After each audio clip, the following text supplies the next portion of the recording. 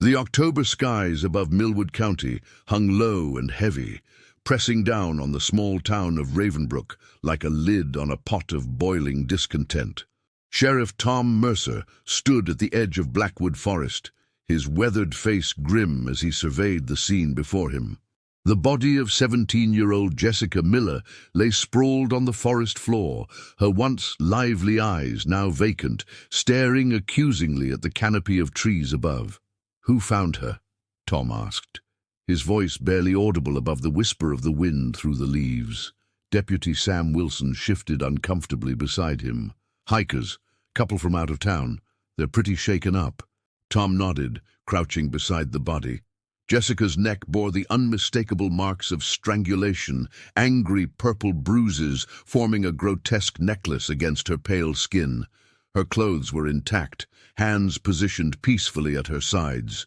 Too peacefully. This wasn't where she died. She'd been moved, arranged.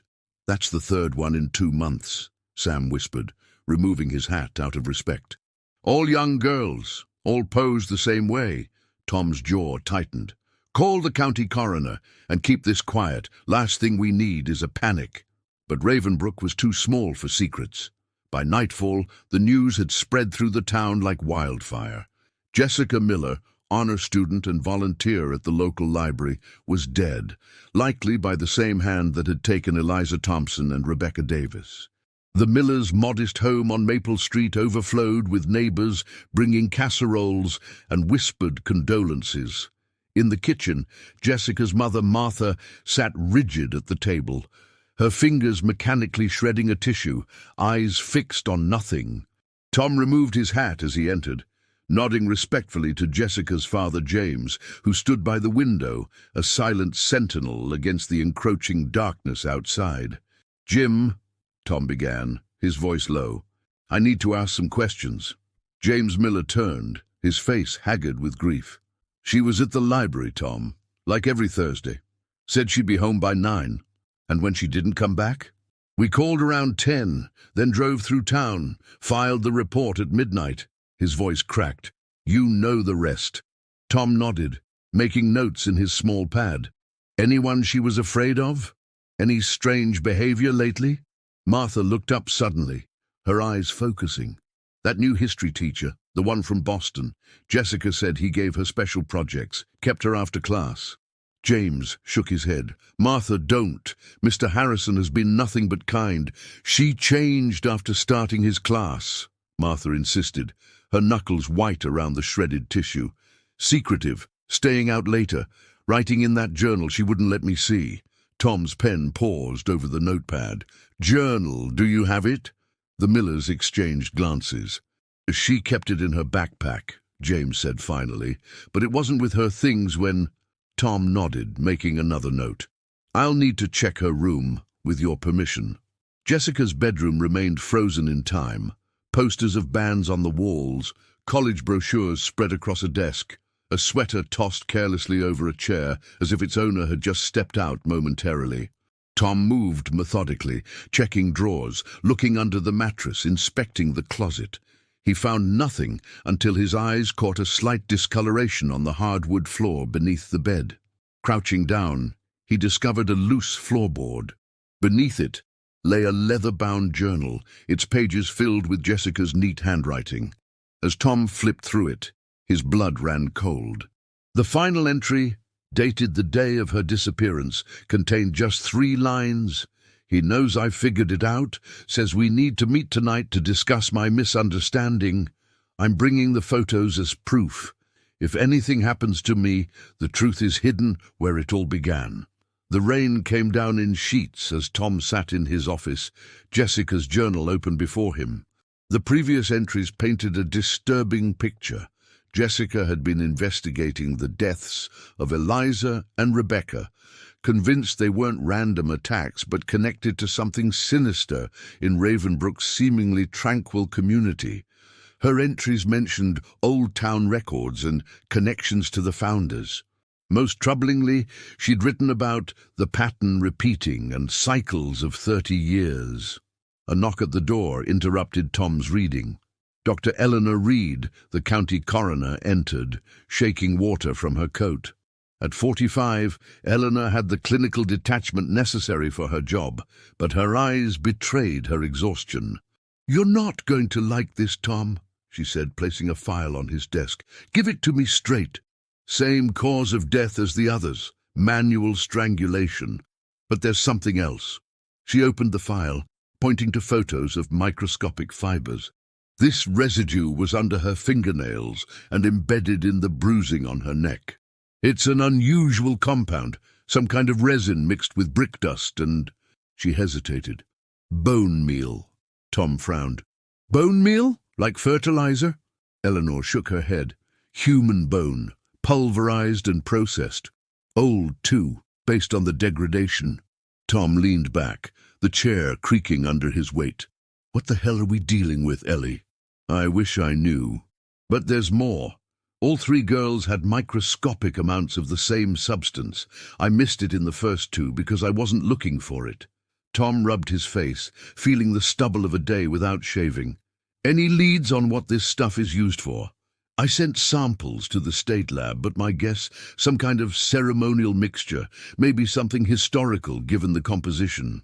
Tom's mind went to Jessica's journal, her mentions of town records and cycles. "I need to check something," he said, standing abruptly. "Thanks, Ellie."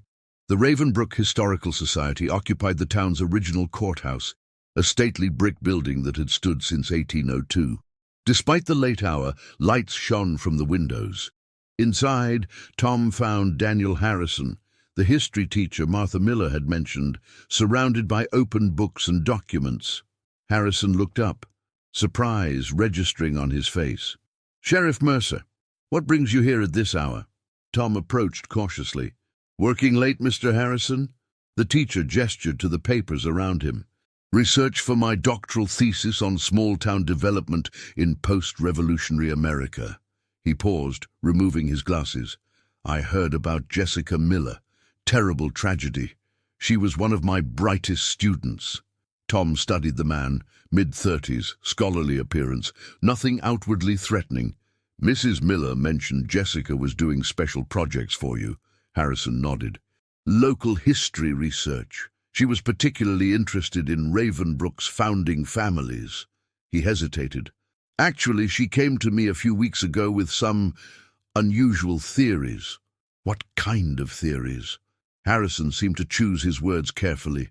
"She'd been comparing death records. She believed she'd found a pattern of similar murders dating back to the town's founding, always 3 young women, always in the same 2-month period, every 30 years. Tom felt a chill despite the room's warmth. "And what did you think of her theory?" "I thought it was an interesting historical exercise, but likely confirmation bias, looking for patterns where none exist." Harrison met Tom's gaze directly. "Until Rebecca Davis was killed, then I started to wonder." Tom pulled out his notepad. "When was the last time you saw Jessica?" "Tuesday, after class. She was excited. Said she'd found something in the original town charter that explained everything." Harrison frowned. "I told her to be careful, that if she was right she might be putting herself in danger." "Did she tell you what she found?" Harrison shook his head. "She wanted to verify it first. She was very methodical that way." Tom glanced at the documents spread across the table. "Would her discovery be in these records?" "Possibly. I've been searching since I heard about her death." Harrison hesitated. "There's something you should know, Sheriff. The town charter and earliest records, they've been tampered with, pages removed, sections redacted." "Recently?" "No, these alterations are old, deliberate. Someone, generations ago, tried to erase parts of Ravenbrook's history." As Tom left the Historical Society, the rain had stopped, leaving the streets slick and reflective under the streetlights. Jessica's final journal entry echoed in his mind. The truth is hidden where it all began. But where had Ravenbrook truly begun? The Ravenbrook Cemetery stretched across the northern edge of town, its oldest section dating back to the early 1800s, when the first settlers established what would become the town. Tom arrived just as dawn broke, casting long shadows across the weathered tombstones. He'd spent most of the night reviewing Jessica's journal, focusing on her cryptic references to the town's origin. One passage had caught his attention. "Founders' Monument doesn't tell the whole story. Check beneath the angel's gaze." The Founders' Monument stood at the cemetery's center, a granite obelisk commemorating Jeremiah Raven, the town's namesake. Surrounding it were the graves of other founding families, the Blackwoods, the Millers, the Thompsons, and the Davises. Tom stopped abruptly, the realization hitting him. Miller, Thompson, Davis, the same surnames as the victims. At the base of the monument stood a weathered statue of an angel, its blank eyes staring toward the oldest section of the cemetery. Tom followed the angel's gaze to a cluster of graves, partially hidden by overgrown bushes. The headstones there were simpler, many worn to illegibility by 2 centuries of exposure. Tom moved methodically among them, brushing aside vegetation, until he found 3 graves set slightly apart from the others. The dates caught his attention immediately. All 3 women had died within weeks of each other in October 1806, all aged between 16 and 18. Mary Blackwood, Sarah Miller, Hannah Thompson. The pieces clicked together in Tom's mind. These women shared surnames with 2 of the current victims and Jessica's friend, Rebecca Davis. If Jessica's theory about 30-year cycles was correct, his phone rang, startling him in the morning quiet. It was Sam. "You need to get down to the station," the deputy said without preamble. "Daniel Harrison is here, says he found something you need to see." 20 minutes later, Tom stood in his office, staring at the documents Harrison had spread across his desk. "I found these hidden in the binding of the original town ledger," Harrison explained, pointing to yellowed pages covered in faded handwriting. "It's a personal account from Elizabeth Raven, Jeremiah's wife, dated 1836. Tom skimmed the cramped handwriting, his unease growing with each paragraph. The account described a pact made by the 5 founding families of Ravenbrook, the Ravens, Blackwoods, Millers, Thompsons, and Davises. "They made a sacrifice," Harrison said quietly, "to ensure the town's prosperity. According to Elizabeth's account, the winter of 1805-1806 had been devastating. Crops failed, disease spread, and the fledgling settlement teetered on the edge of collapse. In desperation, Jeremiah Raven had proposed a solution based on old-world beliefs, a sacrifice of blood and innocence to feed the land. 3 young women, daughters of the founding families, disappeared in October 1806. Officially, they were reported to have died from fever. Elizabeth's account told the truth. They had been murdered by their own fathers, their blood used in a ritual at the site where the Founders' Monument now stood. "The town prospered afterward," Harrison continued, turning a page. "But 30 years later, in 1836, 3 more girls died under similar circumstances. Elizabeth suspected her husband was behind it, maintaining the tradition with other descendants of the founders." Tom felt sick. "And this has continued every 30 years? That's impossible. Someone would have stopped it." Harrison shook his head. "Not if it became encoded in the town's power structure. Look at the signature on the last page." Tom turned to the final sheet. Below Elizabeth's account was another note, dated 1866, signed by Sheriff Thomas Mercer. Tom stared at the name, his ancestor, the first in his family's long line of Ravenbrook law enforcement. The note was brief, but damning. "The sacrifice continues, for the greater good of Ravenbrook. Every 30 years, Harrison said quietly, 1806, 1836, 1866, 1896, 1926, 1956, 1986, and now 2016. "Who?" Tom demanded, his voice hoarse. "Who's doing this?" Harrison pointed to another document, a list of current members of the Ravenbrook Town Council. 5 names were circled, descendants of the original founding families. Among them was Mayor Robert Blackwood, who had comforted the families of the victims and promised justice at a town meeting just days ago. The Blackwood estate sat on a hill overlooking Ravenbrook, a Victorian mansion that had housed generations of the town's most prominent family. As Tom drove up the winding driveway, he tried to organize his thoughts, to find a rational explanation that didn't lead to the town's respected mayor being a murderer. Robert Blackwood greeted him at the door, immaculate in a tailored suit, despite the early hour. "Sheriff Mercer, what brings you here? Any progress on the Miller girl?" Tom studied the man he'd known his entire life. The man who had appointed him sheriff 5 years ago, after the previous sheriff, Tom's uncle, had retired. "I need to ask you about the town's history," Tom said carefully. "Specifically about the founding families." Something flickered in Blackwood's eyes, surprise, perhaps concern, before his politician's smile returned. "Fascinating subject. Please, come into my study." The study was a testament to the Blackwood legacy. Portraits of ancestors lined the walls, and glass cases displayed artifacts from the town's early days. Blackwood gestured to a leather chair before taking a seat behind an imposing desk. "What specifically interests you about our founders?" Blackwood asked, steepling his fingers. Tom decided on directness. The deaths in 1806, Mary Blackwood, Sarah Miller, Hannah Thompson. Blackwood's expression didn't change, but Tom noticed his knuckles whitening as he gripped the chair's armrests. "A tragic chapter. Fever took many in those early years." "It wasn't fever," Tom said quietly.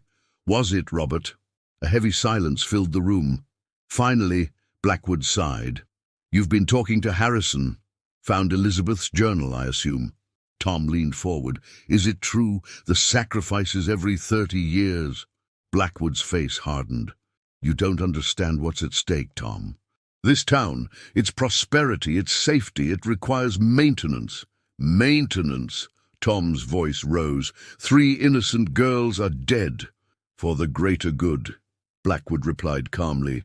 "Do you think it's coincidence that Ravenbrook has thrived while other towns around us have declined? That we've never had a major crime wave, never suffered during economic downturns?" Tom stared in disbelief. "You actually believe this? That murdering young women somehow protects the town?" "I know it does." Blackwood stood, moving to a case displaying what looked like ancient artifacts. "The founders discovered something when they settled here. Something in the land itself. It requires feeding." "This is insane," Tom whispered. "Is it?" Blackwood challenged. "Look at your own family history, Sheriff. The Mercers have always been custodians of Ravenbrook's traditions. Your great-grandfather, your grandfather, your uncle, all understood the necessity." Tom felt cold dread spreading through him. "My family was part of this." "The Mercers have always ensured the sacrifices proceed without interference. It's why there's always been a Mercer in the sheriff's office." Blackwood's voice softened. "I had hoped you would come to understand in time. Your uncle said you weren't ready to know." Tom's mind raced. Had his uncle known? Had he participated in previous cycles? The thought made him physically ill. "Where's the next girl, Robert?" Tom demanded, standing. "Jessica's journal mentioned 3 victims, just like all the previous cycles." Blackwood shook his head sadly. "It's already done, Tom. The ritual was completed last night." Tom's radio crackled to life. Sam's voice urgent and strained. "Sheriff, we've got another body, Lauren Davis, found in Miller's Creek. Same M.O. as the others." Tom stared at Blackwood, who didn't even flinch at the news. "You did this," Tom whispered. "Not alone," Blackwood replied. "The council decides together, as we always have." He gestured to a portrait on the wall. 5 men in early 20th century attire. "The covenant requires participation from all founding families. The burden is shared." Tom's hand moved to his gun. "I'm placing you under arrest, Robert." Blackwood smiled sadly. "On what charge? With what evidence? The journal of a disturbed old woman from the 1800s? He shook his head. "Even if you convinced a judge, do you think the ritual would end? The covenant must be maintained." "I'll expose all of this," Tom promised. "Every 30-year pattern, every name."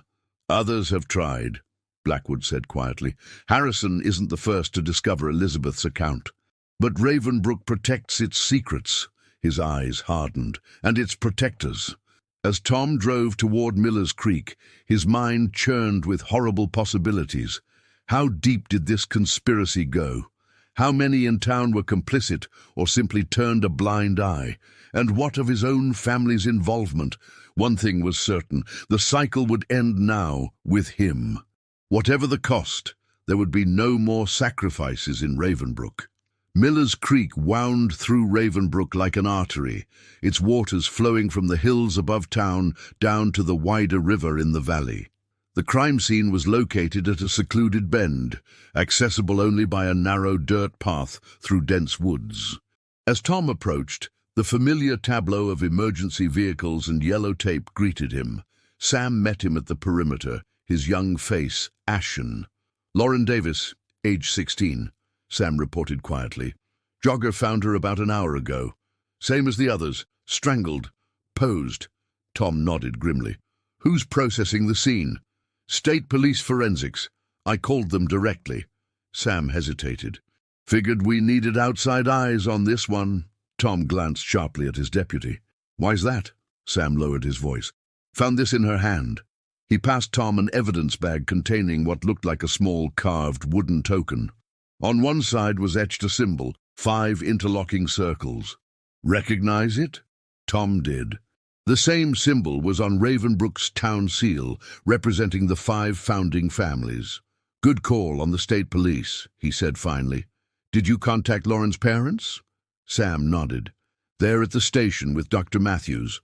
Dr. Lillian Matthews was the town's only psychiatrist, a transplant who'd moved to Ravenbrook just 5 years ago. Tom trusted her. She had no connections to the founding families and no stake in the town's dark traditions. "Keep this quiet for now," Tom instructed. "No details to the press, nothing about connections between the victims." As Sam moved away, Tom knelt beside the creek, watching the water flow past. Lauren Davis, the final sacrifice in this 30-year cycle. Blackwood had said the ritual was complete. What happened now? His phone vibrated with an incoming text from Daniel Harrison. "Found more records.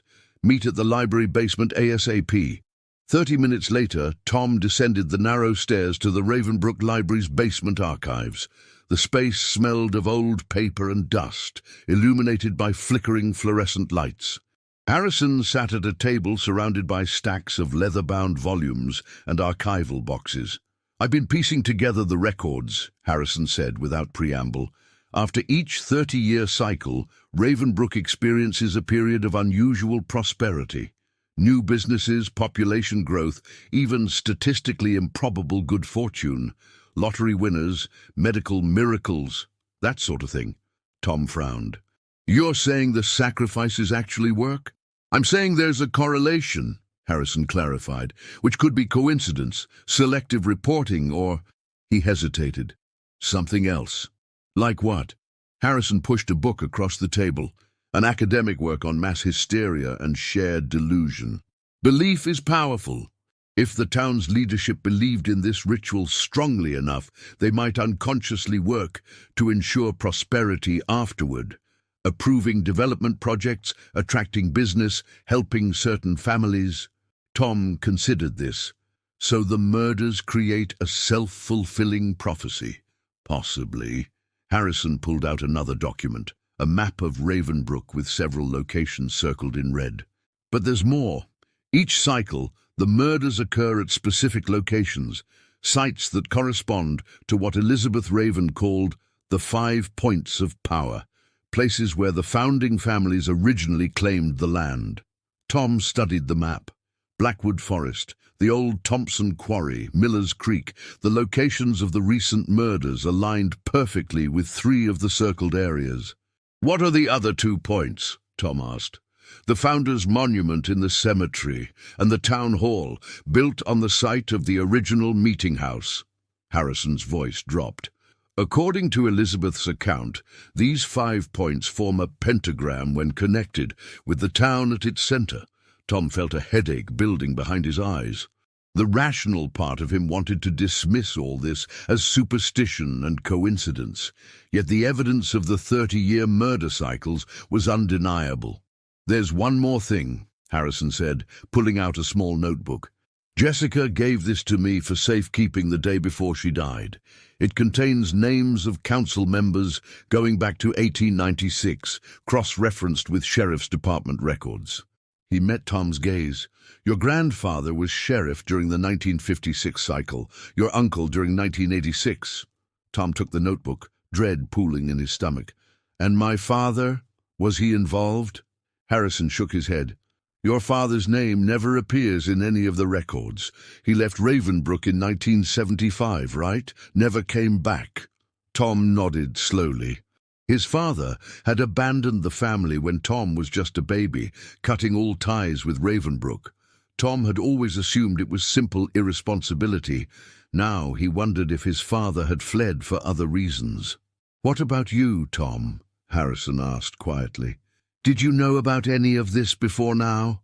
Tom bristled. "Of course not. You think I'd let 3 girls die if I knew?" Harrison held his gaze.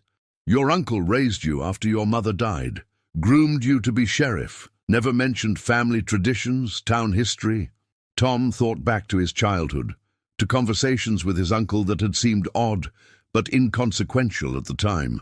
Cryptic comments about responsibility to the town and maintaining the balance. "He tried," Tom admitted. "But I never understood what he was getting at. Thought it was just old man talk." Harrison nodded, seemingly satisfied. "We need to gather concrete evidence against the council members, something that will stand up in court." Tom's phone rang. Sam again. "Sheriff, you need to get to the hospital. Mayor Blackwood's been admitted. Apparent suicide attempt." Ravenbrook Community Hospital was a modern facility, built just 10 years ago with a generous donation from the Blackwood family.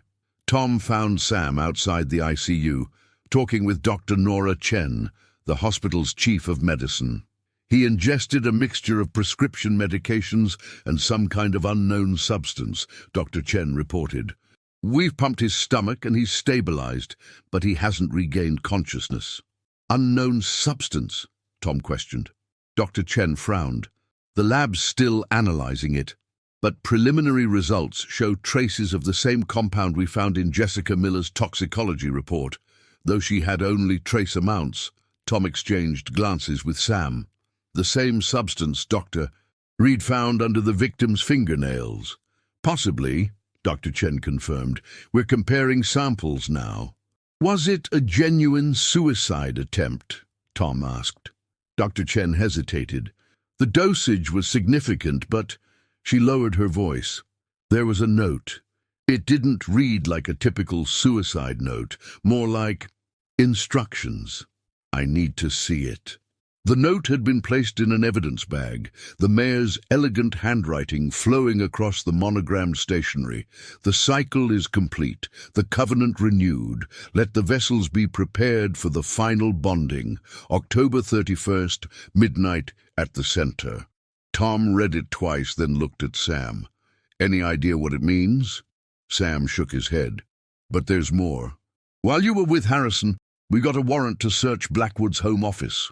Found a hidden safe behind his bookshelf containing these." He handed Tom several photographs. They showed what appeared to be a ceremony in an underground chamber. Robed figures stood in a circle around 3 shrouded forms lying on stone altars.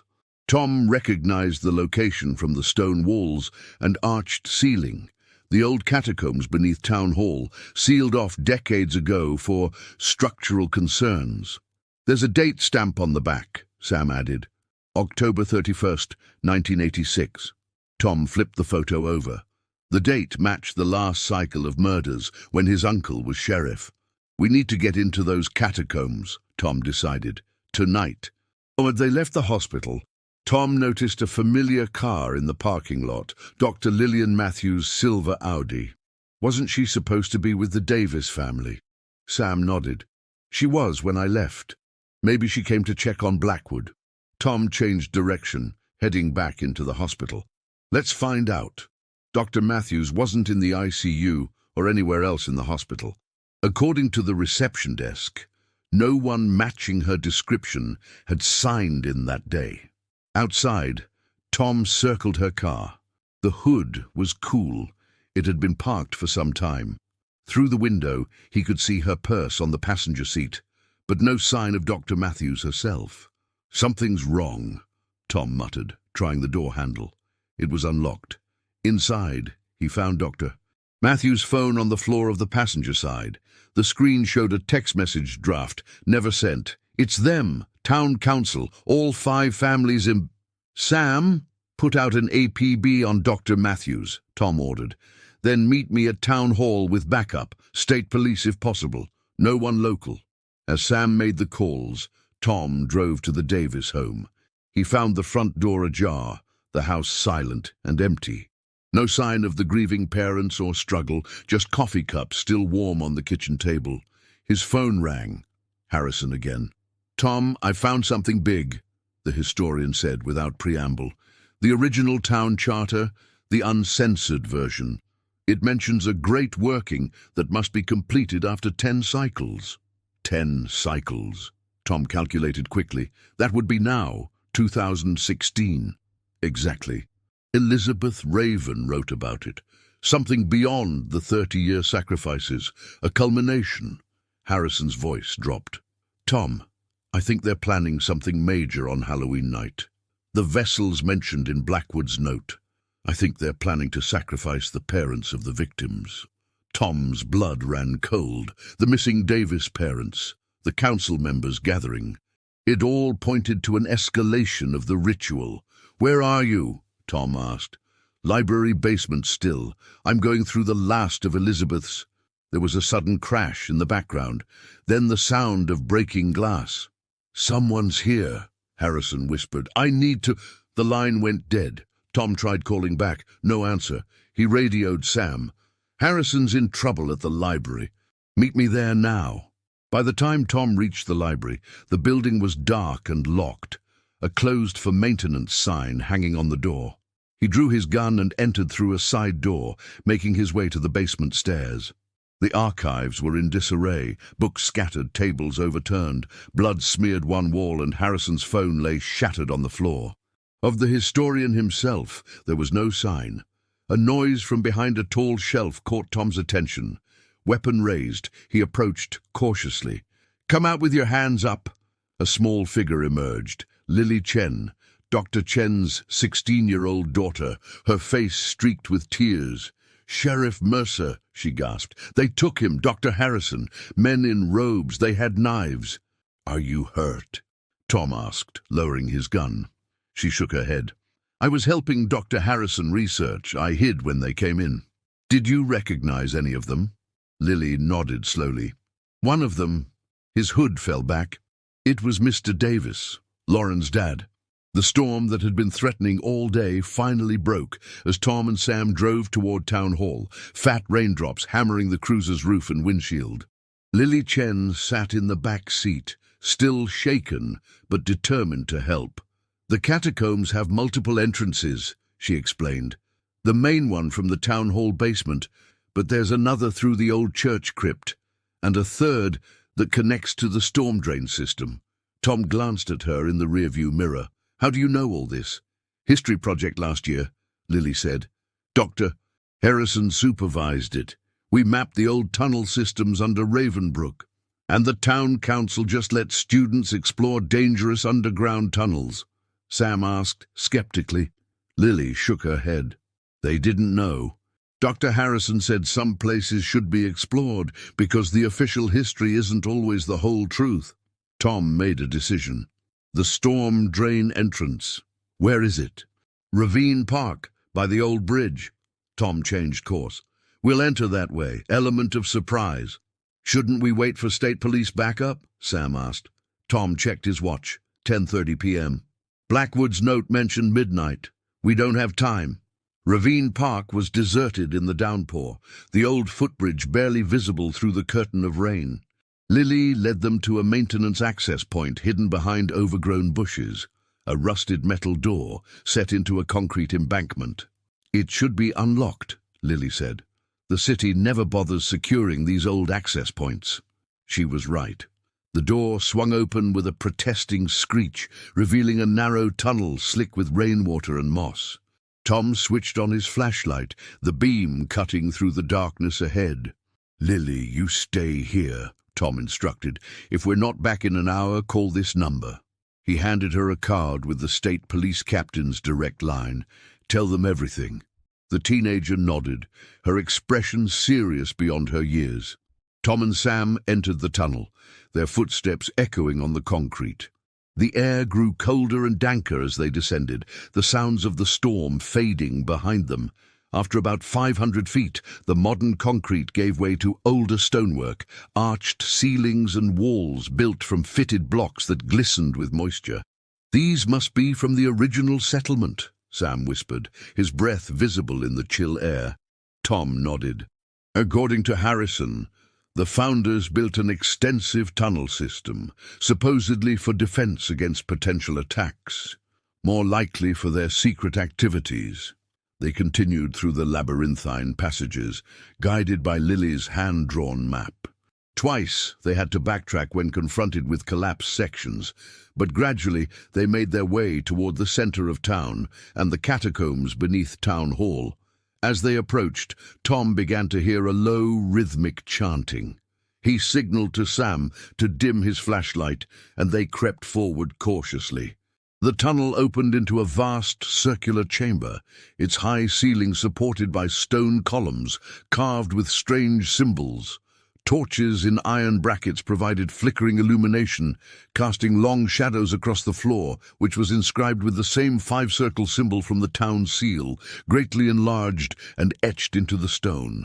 At 5 points around the circle stood robed figures, their faces hidden by deep hoods. In the center, 3 stone altars had been arranged in a triangle formation. Bound to them were the missing parents, the Davises and Mrs. Miller, along with the still unconscious form of Daniel Harrison. Standing before the central altar was Dr. Lillian Matthews, wearing not a robe but what appeared to be a dress of antique design, her hair arranged in an elaborate style reminiscent of early 19th century portraiture. "The vessels are prepared," she announced, her voice carrying clearly through the chamber.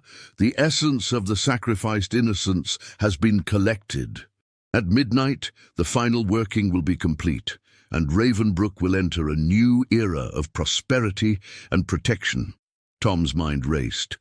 Dr. Matthews, the town psychiatrist who had arrived just 5 years ago, who had been treating the families of the victims, who had no apparent connection to the founding families, yet here she was, clearly leading the ritual.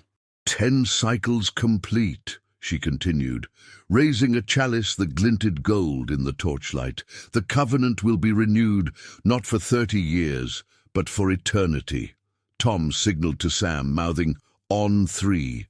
They would need to act quickly before the ritual progressed any further, but as he prepared to move, a voice spoke from directly behind them.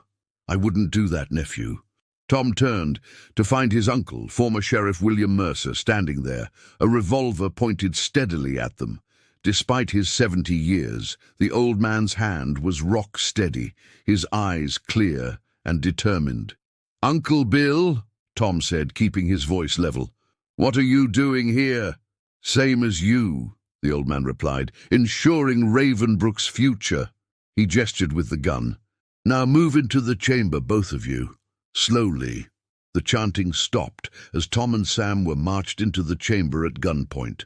Dr. Matthews turned, her expression showing only mild surprise. "Sheriff Mercer," she greeted him, as casually as if they'd met at the grocery store. "I'd hoped you might join us willingly once you understood the importance of our work." "Kidnapping and human sacrifice," Tom replied tersely, "not really my thing." Matthews smiled, the expression not reaching her eyes. "Such modern sensibilities. Your ancestors understood the necessity of sacrifice for the greater good." "Who are you?" Tom demanded. "You're not from Ravenbrook." "Not originally, no." She set down the chalice and approached him, moving with an unnerving grace. "But my family's connection to this place runs deep. My maiden name was Raven." Tom stared at her. As in Jeremiah Raven, the town founder, his youngest daughter, she confirmed.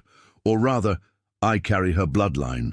The female line was always stronger, though the men refused to acknowledge it. Her eyes hardened.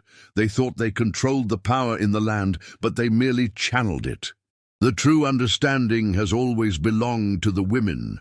One of the robed figures stepped forward, lowering his hood to reveal James Miller, Jessica's father. His eyes were vacant, his movements mechanical. The preparations are complete, mistress. Midnight approaches. Excellent, Matthews or Raven replied. The vessels are ready, the sacrificial essence collected. She gestured to 3 small vials arranged on a stone pedestal, each containing what appeared to be a lock of hair, from each innocent freely given before their deaths. Tom felt sick. They didn't give anything freely. They were murdered. Were they? She challenged. Jessica sought me out, confided in me about her discoveries. She understood in the end what was needed, as did the others with proper guidance. Sam suddenly lunged forward, but Bill Mercer was faster, striking him with the butt of his revolver. Sam crumpled to the floor, blood trickling from a gash on his temple. Impetuous, Matthews commented. Like all who lack understanding. She turned back to Tom. You have a choice to make, Sheriff. Join us in completing the covenant. Take your rightful place as a guardian of Ravenbrook, or join the vessels. What exactly is this covenant? Tom asked, stalling for time as he assessed the situation. 5 robed council members, Matthews, his uncle, 7 opponents, all apparently willing to commit murder, and midnight was approaching. Matthews smiled, seeming pleased by his question. When the first settlers came to this valley, they discovered something ancient beneath the land, a presence, a power. Jeremiah Raven believed it was a blessing from God, meant to ensure their prosperity. She laughed softly. It was far older than any Christian god, and it required payment for its gifts. Blood sacrifice, Tom said flatly. Energy, she corrected. Life force, freely surrendered. The original covenant required renewal every 30 years, a cycle of 3 innocent sacrifices. She gestured to the bound captives. But tonight, we complete what was begun 2 centuries ago. With the blood of these vessels, parents who have already surrendered their most precious creations, the covenant will become permanent. On the floor, Sam stirred, groaning softly. Tom kept his attention on Matthews, trying not to alert anyone to his deputy's recovery. And you've been orchestrating this? How long? Tom asked. I returned to Ravenbrook 10 years ago to prepare, Matthews replied. Established my practice, gained the town's trust, identified the appropriate bloodlines for sacrifice. Her smile widened. Your uncle was most helpful, recognizing my true identity. Bill Mercer nodded. The signs were clear. The Raven bloodline returns when needed. Tom glanced at his watch. 11:50 p.m., 10 minutes until their deadline. He needed to act soon, but with Sam down and 7 opponents, the odds were terrible. A commotion from one of the tunnel entrances drew everyone's attention. 2 more robed figures entered, dragging between them a struggling Lily Chen. Found her at the storm drain entrance, one reported. She had this. He held up a phone. Matthews frowned. Unfortunate timing, child. You might have witnessed our triumph from a safe distance. Lily spat at her feet. You killed my friends. They were chosen, Matthews corrected. As your family would have been, had they been of founding blood. She turned to the robed figures. Secure her. She may yet serve a purpose if any of our vessels proves inadequate. As they moved to restrain Lily, Tom caught Sam's eye. The deputy had regained consciousness and was subtly signaling readiness. Tom gave an imperceptible nod, then deliberately stumbled forward, drawing all attention to himself. Careful, nephew, Bill warned, the gun still trained on him. Sorry, Tom said. Just feeling a bit lightheaded, with all the crazy talk of covenants and sacrifices. As he'd hoped, Matthews stepped closer. Not crazy, Sheriff. Sacred. Something your modern mind struggles to comprehend. Maybe you could explain it better. Tom suggested, taking another small step toward her. "Show me this power you've tapped into." Matthews smiled indulgently. "The power is all around us, in the land itself. It manifests through the 5 points of confluence, represented by the 5 founding families." She gestured to the circle inscribed on the floor. "Tonight, as their blood mingles at the center point, the covenant will be sealed permanently." "And what do you get out of this?" Tom asked. "Personal power?" "Understanding," she replied. "And yes, influence. The town will flourish under proper guidance. My guidance." Tom checked his watch again. 11:55 p.m. Seems like a lot of trouble for a small town in the middle of nowhere. Matthew's expression darkened. This nowhere sits upon a nexus of power that your limited perspective cannot grasp. Ravenbrook is merely the beginning. "Of what?" "A new order," she said simply. "Starting here, spreading outward. The old ways returning to prominence." A bell began to toll somewhere above, the town hall clock striking midnight. Matthews turned toward the altars, raising her arms. "It begins!" It was now or never. Tom lunged forward, tackling Matthews to the ground as Sam simultaneously rolled to his feet, drawing his backup weapon from his ankle holster. Chaos erupted in the chamber. The robed council members moved to intervene, but they were bureaucrats, not fighters. Sam fired 2 warning shots into the ceiling, the reports deafening in the enclosed space. "Police! Everyone down!" he shouted. Most of the council members dropped to the ground immediately, their courage failing. Bill Mercer, however, raised his revolver, only to find Lily Chen hanging from his back, her arms wrapped around his neck in a surprisingly effective chokehold. The old man staggered, the gun falling from his grasp. On the floor, Tom struggled with Matthews, who fought with surprising strength for her size. Her fingers clawed at his face, drawing blood, but he managed to pin her wrists. "It's over, Doctor," he panted. "You have no idea what you're interfering with," she hissed, her refined demeanor gone. "The covenant must be completed." Ooh. The bell continued to toll, the final stroke fading into silence. Midnight had passed. Matthews screamed in rage, bucking wildly beneath Tom's grip. Then, abruptly, she went limp, her eyes rolling back in her head. A tremor ran through the chamber, dust and small stones raining down from the ceiling.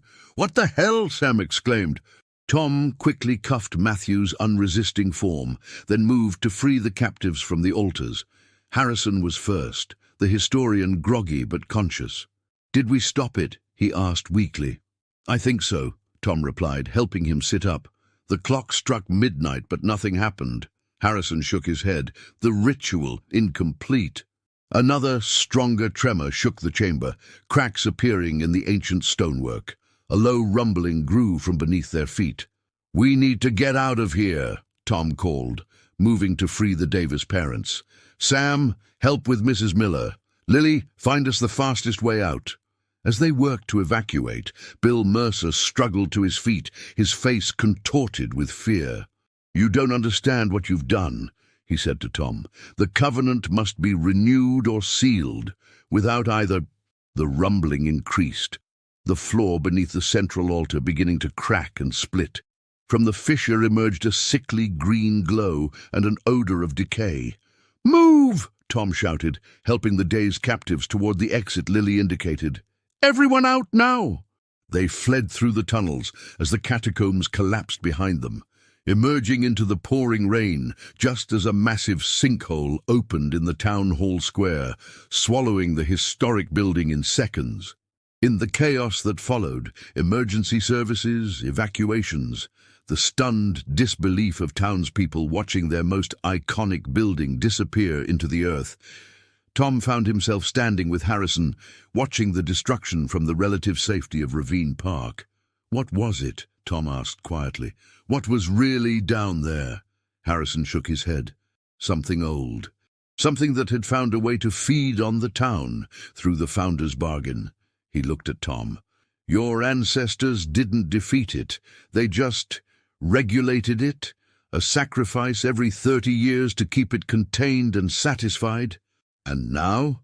Harrison gestured to the expanding sinkhole, which had already consumed 3 buildings adjacent to Town Hall. Now it's angry and hungry. Dawn broke over Ravenbrook, revealing the extent of the destruction.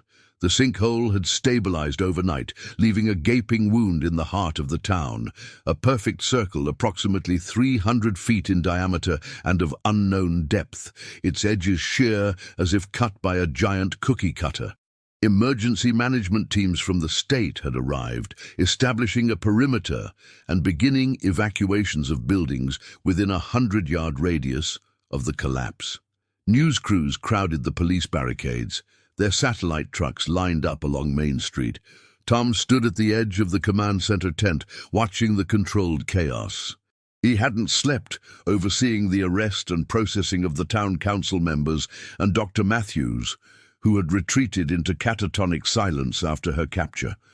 The Davis and Miller parents, along with the other vessels, had been transported to the county hospital, all suffering from an unidentified drug in their systems, but otherwise physically unharmed. Sam approached, carrying 2 cups of coffee. "State police just finished interviewing Lily Chen," he reported, handing Tom a cup. "Her statement matches ours. They've also recovered most of Harrison's research materials from the library basement." Tom nodded, sipping the bitter coffee. "Any word on my uncle?" Sam hesitated. "Still in custody at county. Not saying much except—" He trailed off. "Except what?" "He keeps warning that it's not over, that what was beneath the town is still active." As if in response, a tremor shook the ground, causing ripples in Tom's coffee. Small, barely noticeable, but definitely there. "That's the 3rd one this morning," Sam noted. "Geologists say they're getting stronger." Tom frowned. "What about the families of the victims? Any unusual reports?"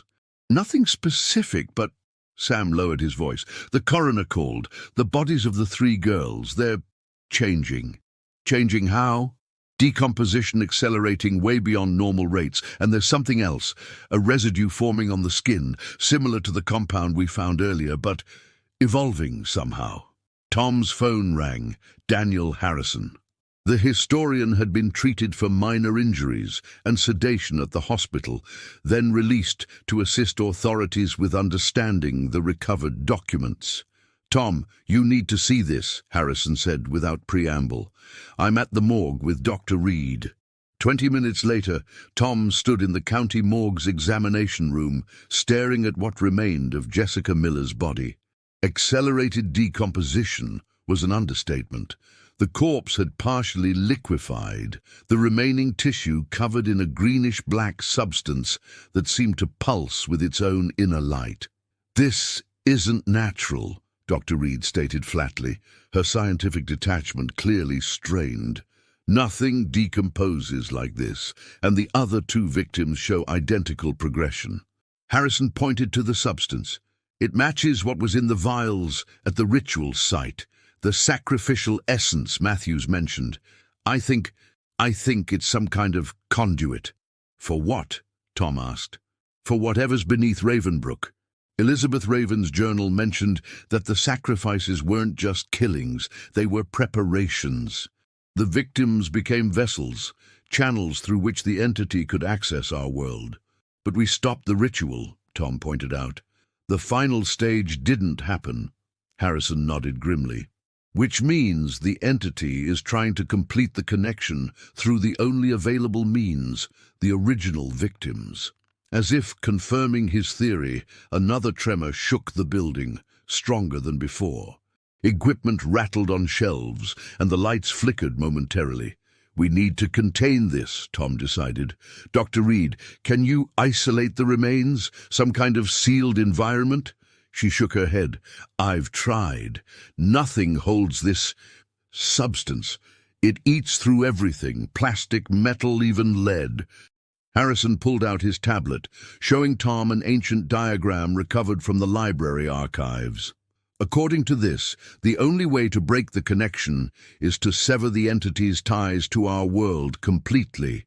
The founders used 5 specific points of power to establish the connection, the locations of the original sacrifices." And Blackwood Forest, Thompson Quarry and Miller's Creek, Tom recalled, plus the cemetery and town hall. Harrison nodded. We need to neutralize all 5 points simultaneously.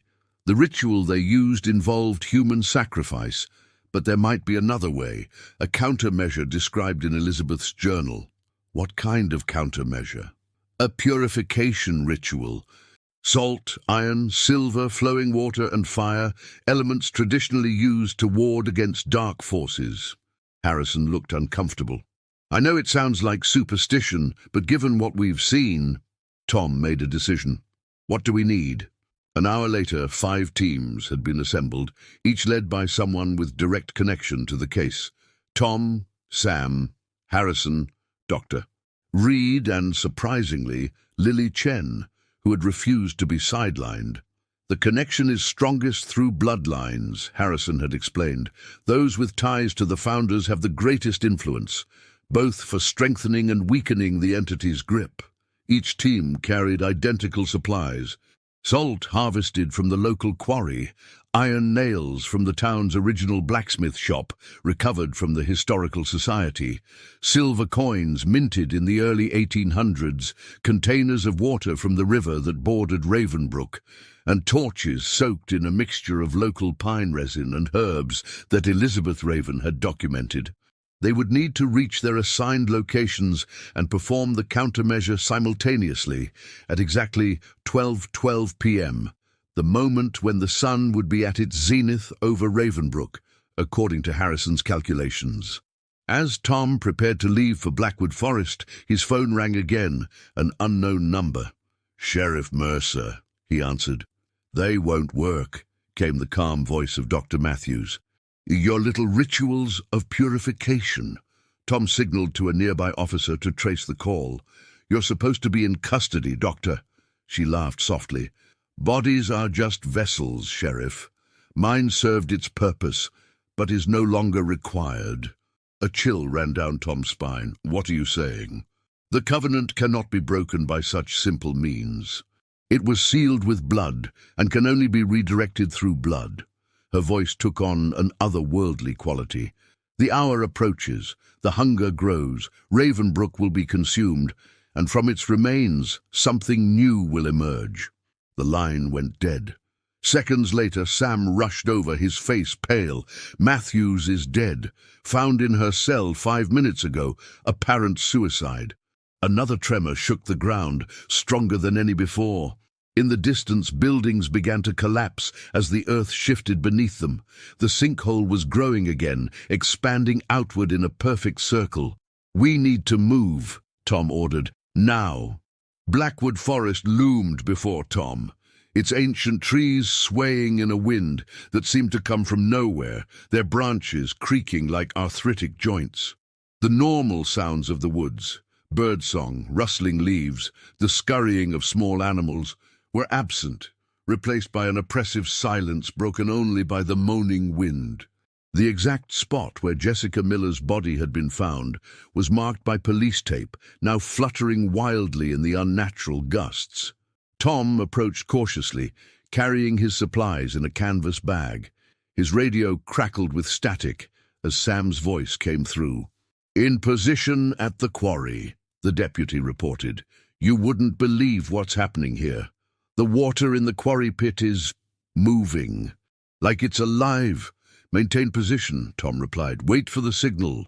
He checked his watch. 11:58 a.m., 14 minutes until the appointed time. One by one, the other teams reported in. Harrison at the cemetery, Dr. Reed at Miller's Creek, Lily Chen near the edge of the expanding sinkhole that had once been Town Hall. "Be careful, Lily," Tom cautioned. "Don't get too close to the edge." "I'm safe," she assured him, though the tremor in her voice belied her confidence. "But, Sheriff, there's something moving down there, in the darkness." Tom began preparing the site, pouring salt in a circle around the area where Jessica had been found, then placing the iron nails at 5 equidistant points along the perimeter. The silver coins went at the center, arranged in a small pentagram. His phone vibrated, a text from an unknown number. "Blood calls to blood." Attached was a photo of his parents' wedding day, a picture he'd never seen before. His father stood tall and proud beside his mother, both smiling. Behind them stood Uncle Bill, his expression unreadable. As Tom stared at the image, the trees around him began to sway more violently, their roots visibly shifting beneath the forest floor. The earth trembled, and a fissure opened just feet away from where he stood, a noxious vapor rising from the gap. "Teams, check in," Tom ordered into the radio. "Conditions changing at my location." Similar reports came in from the others. The ground unstable, strange phenomena manifesting. At the cemetery, Harrison described gravestones tilting and sinking into suddenly liquefied earth. At the quarry, Sam reported that the water had begun to glow with the same sickly green light they'd seen in the catacombs. Tom's watch read 12:05 p.m., 7 minutes remaining. He continued the preparations, pouring river water in a spiral pattern from the edge of the salt circle inward toward the silver coins. As the water touched the coins, they began to tarnish rapidly, turning black. The fissure widened, the vapor thickening into a miasma that seemed to take shape as it rose, vaguely humanoid, with elongated limbs and a featureless face. It reached toward Tom with appendages like smoke. "Sheriff?" The voice seemed to come from everywhere and nowhere, a whisper that bypassed his ears and spoke directly to his mind. "Son of Mercer, guardian who failed to guard." Tom backed away, his hand moving instinctively to his gun, though he knew it would be useless against this manifestation.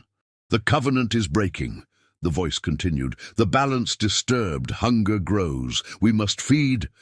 "What are you?" Tom demanded. The shape rippled, expanding and contracting like a heartbeat. "Older than your words, deeper than your thoughts. We slept beneath this land before your kind walked upright. The first settlers awakened us, then bound us with blood and ritual." Another tremor, violent enough to knock Tom off balance. He fell to one knee, catching himself on a tree trunk that felt unnaturally warm and pliant beneath his hand. "Blood of innocence, freely given," the entity continued. "That was the covenant. 3 vessels every 30 years, prepared through death to channel our influence. In exchange, prosperity, protection, power." Tom glanced at his watch. 12:09 p.m., 3 minutes. "And now? Now the cycle is broken. The final bonding prevented. Hunger unbound."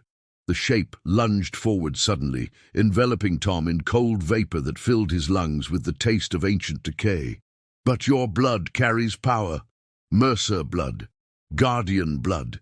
It will sustain us until new vessels can be prepared." Tom struggled to breathe, to think through the invasive presence filling his senses. His vision darkened around the edges as the entity seemed to press into him, seeking entry through every pore. His radio crackled urgently. "Tom!" Harrison's voice, barely audible through static. "Don't listen to it. It's trying to become the new vessel, using you." The journals mentioned this. If the ritual fails, it seeks the blood of guardians. With tremendous effort, Tom reached for the final component of the countermeasure, the torch. His lighter trembled in his hand as he attempted to ignite it, the entity's pressure increasing as if sensing his intention. "Your ancestor understood," the voice whispered seductively. "William Mercer embraces our presence even now. Join him. Join us. Become more than human." The image of his uncle flashed in Tom's mind, then transformed. No longer the man he knew, but something hollow, a shell filled with writhing darkness. "No!" Tom gasped, finally igniting the torch. The flames caught on the resin-soaked cloth, burning with unusual brightness. His watch beeped. 12:12 p.m. "Now!" he shouted into the radio, plunging the burning torch into the center of the prepared site. The flames spread instantly along the water's spiral path, racing outward to the salt circle, which ignited with a blue-white intensity that should have been impossible.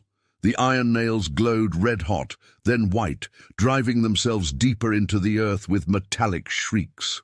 The entity recoiled, its vaporous form contracting in apparent pain or shock. Similar reactions were reported by the other teams. At the quarry, the glowing water erupted in geysers of steam.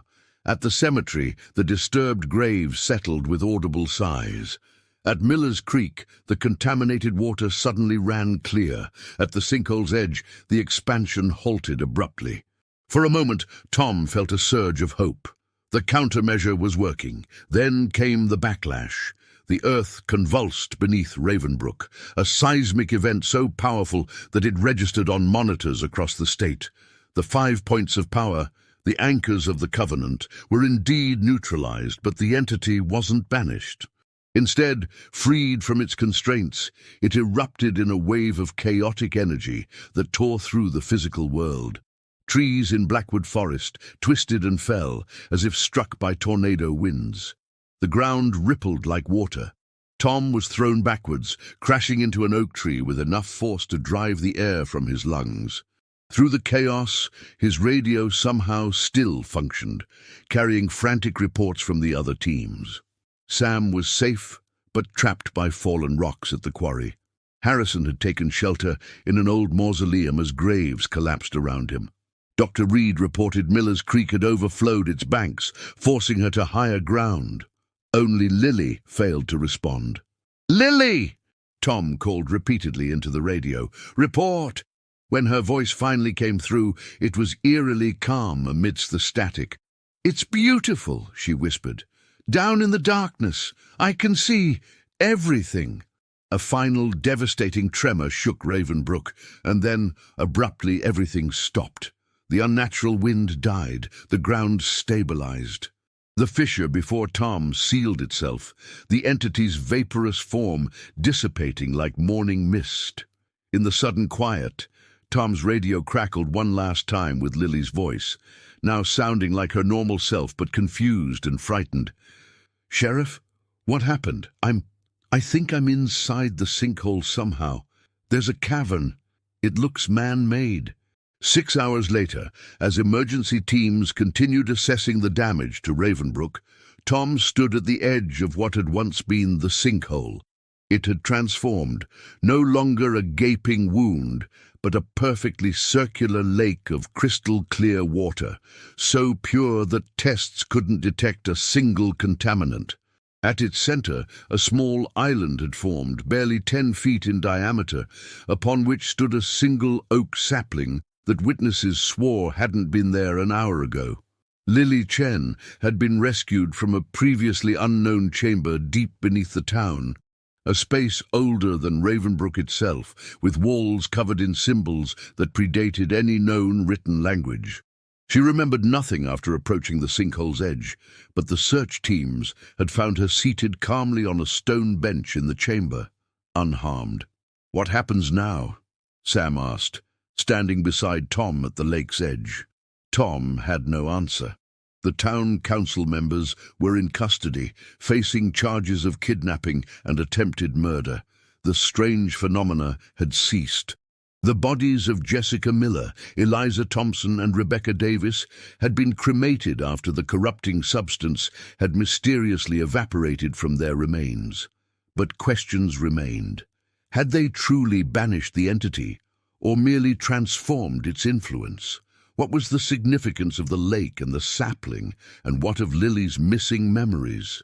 "We rebuild," Tom said finally. "We remember, and we stay vigilant." As the sun set over Ravenbrook, casting golden light across the new lake at its center, Tom couldn't shake the feeling that something fundamental had changed, not just in the town's geography, but in its very nature. The covenant might be broken, but a new relationship had begun between the people of Ravenbrook and whatever ancient presence they shared their land with. Whether that relationship would prove beneficial or destructive remained to be seen.